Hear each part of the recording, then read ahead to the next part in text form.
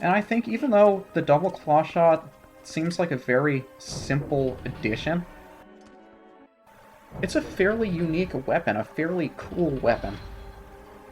And considering some of the ones that we were given before, like the Dominion Rod and the Spinner, this is a significant step up in terms of creativity.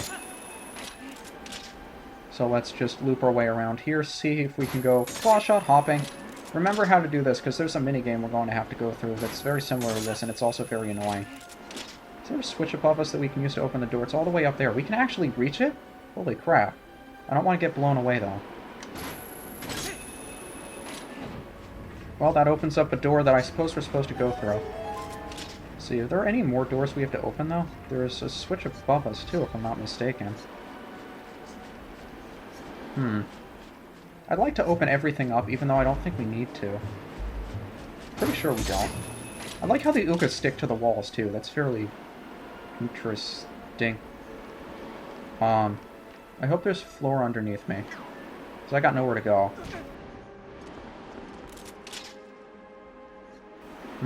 Oh, we were supposed to hold that open, I guess. And go through it while the switch was being held. I guess we have to travel up again. What you want to be careful of is not to get blown away by the fans, and you'd think it's not really an issue. It says I can clawshot target onto it, but if you say no, that's fine. If you get stuck in one of those wind currents as you're trying to progress through, you're going to get swept out the tower. Alright, so let's do this the way we were intended to do it. Claw shot through here. And into the door we go. I also love how the doors in here open for you, whereas before you actually had to open them yourself. Don't have to do that here. So here, let's let the auto lock-on take care of our job for us. It'll automatically lock onto whatever we need to go to next. And down those things go. You thought those lasted forever? You don't have very much time. Although this is the first room where you have to do it, they're pretty generous with it, so they don't, you know, give you too little time to use them. But they'll get a little bit more annoying later. And now we know where everything is in the dungeon. I'm pretty sure I missed a treasure chest already, but it was only a small treasure chest with money in it that I don't care about. And we've done pretty much everything we could do on this side of the dungeon. It's time to head to the other. Or at least back to the other.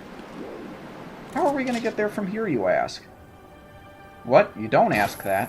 That's silly. You should have asked that. It's a question that you should be asking. Hit these guys in the stems to knock them down. I'd like to go down a little bit further so I can see better. Just make sure not to try to grapple onto these things while those serpent babas are hanging from them. Otherwise, it's not going to end very well for you. What did I come all the way here for, by the way? Oh, there's vines over there. Okay, I thought I was being stupid for a moment. Thinking that the dungeon would actually lead me in the direction that I'm supposed to go. Why would the dungeon do that? That doesn't make any sense. Or does it? I think it shouldn't make sense because it does make sense. Because a lot of stuff should not make sense, but it works. And a lot of stuff that makes sense shouldn't make sense. What am I saying anymore? Now, let's see. I'd like to say you can Gale Boomerang jump this. I'd really like to try. Is that going to send me to my death? I think that'll send me to my death. If you tried doing this before you had the double claw shot, you'd fall straight into the abyss. Have fun with that. But now that we have the double, we can come over here. Although we could have gone out the window the same way we did the first time we came through here. It's easier to do it that way. And now, where the bridge should be, there are P-hats. So we can just go from one to the other if the auto-target will actually auto-target for me. And I equipped my iron boots just in the nick of time before I got blown off the bridge again. So let's go through the room where we found the small key. And now that we have double claw shots, we can actually access new areas below where we got the treasure the first time through.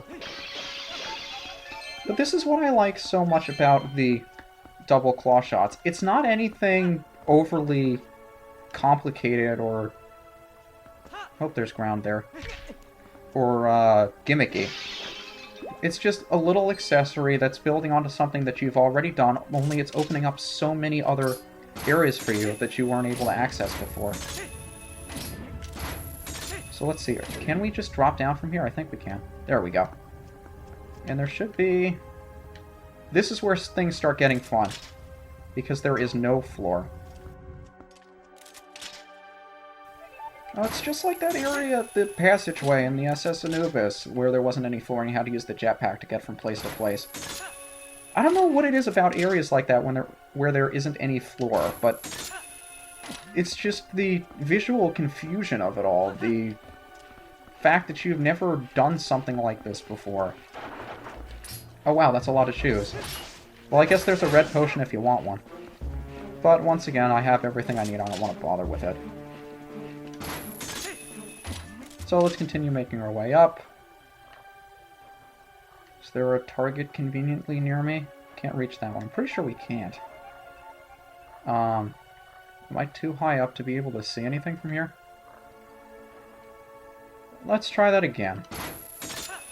Only a little bit lower this time. So maybe I can actually see what else is above me. Maybe I just didn't have a good angle. I don't see anything. I feel like I should be able to go further up, but it doesn't look like I can, so let's head down.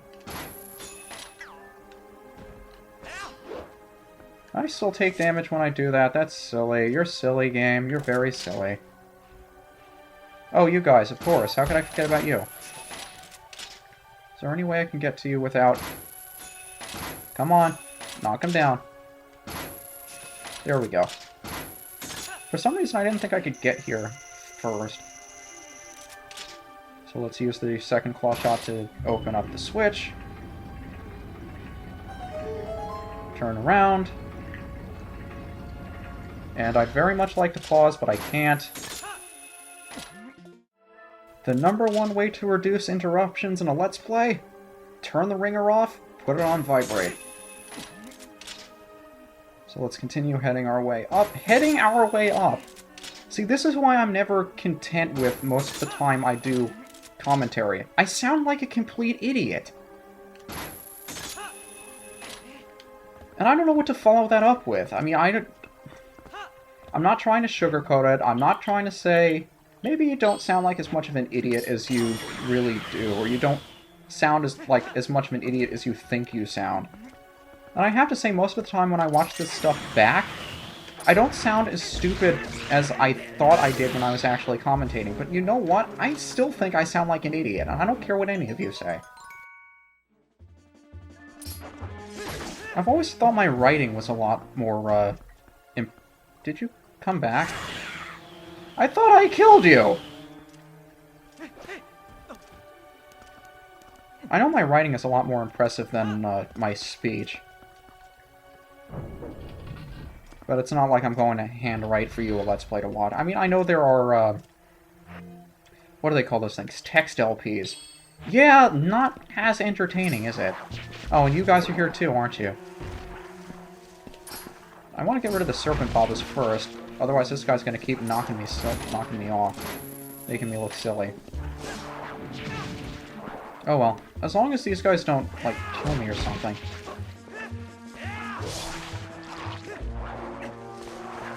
There we go. I never figure out the best way to deal with them. The big bobbas. I don't know what they're called. Maybe they are called big bobbas. I have no idea. Did I miss the plant? I missed the plant.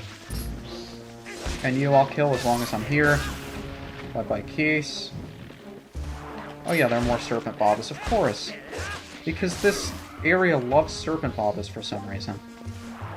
And you're here as well. There's plenty to go around, buddy. Haven't said every time when I did that for a long time, have I? I suppose I'll clear that up as well. I know it sounded like at the very beginning of the LP I would say every single time I tried the Epic Sheath, but I didn't want every time in itself to be a catchphrase. I just wanted the action of performing the sheath to be a catchphrase, if you will, that I would do that every time I had the opportunity. And the reason I said every time was to answer anybody who was wondering why I would stop for 10 seconds to do the sheath. Just to remind you guys that, hey, I remembered I was going to do this, and I'm actually going to follow through with the promise. But I really don't like catchphrases. I think they're just a cheap way to get a laugh. And in all honesty, they're not fun to commentate on either. Because it just feels like you're going on, what's the word? Like cruise control. Where you don't really feel like coming up with anything interesting to say, so you'll just come up with something interesting that you've already said before. And you're just going to fall off like an idiot. Bye-bye. Can we go up this way? I don't know if we want to go that way yet. I don't believe we do. But honestly, I don't find it funny to say the same thing more than, like, twice or 3 times. And I'm sorry if you guys do, or if you take pride in knowing that, hey, he's going to say this, and I knew he was going to say it, that's why I'm his biggest fan. And I appreciate all that, but I just don't find it fun to do. I don't find it very funny. And if I can predict when somebody's going to say their catchphrase over and over and over again, it's just not fun for me anymore. I think that's why a lot of the current Let's Play... Hi! Will you spawn so I can kill you? Or are you going to wait until I'm right on top of you? I think that's what I don't like about a lot of the new Let's Players that come in. They think that catchphrases are funny, so they'll... Whatever they say... If they say something funny in a video and they think it's funny, they'll wait to see if the comments also think it's funny, and if the comments also think it's funny, then they'll turn it into a catchphrase and say it at every single opportunity they have to say it. But if somebody's going to say something so predictable, why would you even watch in the first place? You know what they're going to say. You could just watch it on mute and come up with your own commentary for what they're going to say. I don't know. That's just me. I don't have anything against people that do that. It's just that, personally, it's not my style. You can like whatever you like. In fact, it's the biggest thing about the Let's Play community as it is, that you have so many different people with so many different styles and accents and what have you, that you can just find whoever or whatever you want to watch, whatever game, whatever style. You can, if you don't like what I'm doing right now, you can just watch somebody else do a Let's Play of Twilight Princess. There have to be hundreds of them on YouTube by this point. I mean, there's nothing stopping you from just going somewhere else to watch it. And I think that's the beauty of Let's Playing in the first place, that it's something that isn't too difficult to do, that a lot of people can do, and if you just... or if you're whatever you're looking for, chances are it's out there somewhere. But that's also a big downfall of it as well, that since it's so easy to do, a lot of people who aren't exactly prepared to do it, or, well, aren't exactly the best at it, and are embarrassing themselves when they try to do this, like I was when I first started, kind of give it a bad name. I guess that's what Retsu is all about, right? We're making fun of people for not really knowing what they're doing because they're giving Let's Playing a bad name. I guess that's the whole point of the Retsu thing. And I really don't want to get on them for whatever they do either, because they're, you know, everybody does their own thing. Everybody has the right to do whatever they want to do, whether or not you agree with it. It's their right. Where am I going with this rant? I'm running in circles. At least there's a P-hat above me. That's my only save for Let's Play. If I didn't have the game to talk about, I would sound like a complete idiot, like I'm trying to go on a nice rant about everybody should do their own thing, and that's what makes this a wonderful community. But if I didn't have the game to talk about, you'd just be listening to me ramble on like an idiot. And I think that's the reason why I got into this in the first place, is that I didn't really have to come up with my own stuff because the game kind of wrote the script for me. And I guess I took solace in that it made me complacent and thinking that allowed me to... Are you just going to take me? What is your reason for existing, P-hat? That I could just... Why is it locking onto that P-hat? Give me that P-hat. Because there's a Poe over here. But since the game, there's so much to talk about in the game, I can just wait to see what happens in the game, not necessarily, you know, worry about what I'm saying too much. Would you Why are you locking onto the P... Oh, it's down already. Well, that's what I get for the game not locking onto the correct enemy for me. Let's see, there is a treasure chest which will make transforming a lot faster. But since there's so much to talk about in the game itself, I don't have to worry about what I'm going to say too much. Like, I don't have to prepare a rant for every single video I make. Which allows me to just do these whenever I want. I don't have to think about what I'm saying or anything. That was the biggest thing I was worried about when I started, that I wouldn't have anything to say. And if you followed my channel longer than 2 years, you'd know that most of the stuff that I did before I started Let's Playing was done by annotations, not by voice commentary, because quite honestly, I thought I sounded like an idiot, that I didn't know what I was talking about, and that there really wasn't much for me to say. I'd just... Did you get off the lock-on? That I would embarrass myself if I ever started doing this, and I still think I do. I just have a lot more fun with it than I expected to. But I was a nervous wreck when I started Let's Playing. And hell, I got a comment on my Kirby 64 LP just a few days ago, if it wasn't today, saying that they think my Kirby 64 commentary was the best I've done. I sounded like a nervous wreck. I don't know what they were talking about. I wanted to kill the Skulltula and not let it hit me. Claw shot. Oh, the claw shot actually does the trick. Down it goes. I mean, I like to think with every Let's Play I do, I'm getting better at this. I don't think I am. And I don't think much is going to change that, and the P-hat goes away too fast for me to actually be able to pull down to get through that hole. I think it's reached the point where I'm not going to get any better or worse at this than I am now. And I just have to deal with whatever it is that I can do. And I think I tell myself more often than not that even if I could do this over, it wouldn't sound any better than it does now. I'd just be more bored with what I was doing. There's a Helmosaurus down there. I'm thankful he didn't attack me. Yes, P-hat, there's a treasure chest over there. But I don't think I'd get any better if I started practicing this so I knew exactly where I was. I mean, I've said more often than not that I'd just be more bored of the game if I knew where I was going in these dungeons. Because I've done them so many times that it's almost... I'd like to say it's like clockwork, but not really. Why did I let go? There I go again, pressing A to get rid of the dialogue. Or to advance the... Get out of the first-person view.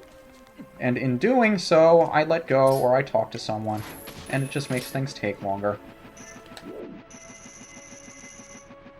But I don't think I'd be able to do better with my commentary if I tried it later on, or if I post-commentate. I mean, yeah, I could come up with something to talk about, but for a game as long as Twilight Princess, how many times can you come up with something entirely new to talk about? I mean, however long this game is taking, I imagine it's going to take about 30 hours. How are you going to find something new to talk about over the course of 30 hours for every single episode? There really isn't that much you can do. I guess we can spin around with the camera. Whee!